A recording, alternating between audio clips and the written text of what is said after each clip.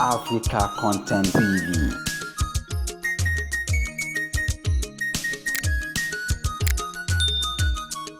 Aku in Canada. Visa. Yeah, no, Thank you. Just give us a gift. yes, God bless you, brother. Yeah, thank you, brother. Hello, sir. Don't do be that. Love your family. I'm a young. Don't be that. Give you family.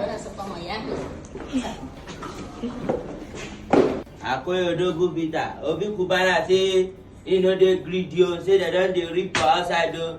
You not supposed pass Fago 500 naira. Have you heard me? You're not supposed to pass 450, 500. That be why they sell at 1,000. You not supposed pass Fago. Oga say 450, 500. Ejo don lo e distributor. No repair.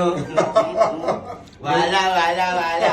Abi boss na so it be now. You're not for everybody. You're not supposed to buy 500. Yes, What does it buy? Baba don't talk. You understand? You not supposed to pass Fago.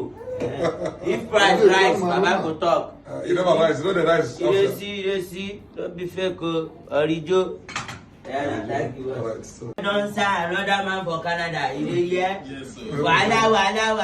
Go you don't go with that. You don't drink, go with that.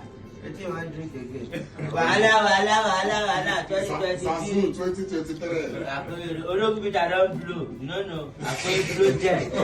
So if you want to visa. If you get, I don't say, you're better to do any of it. One time, my boss, Pastor now.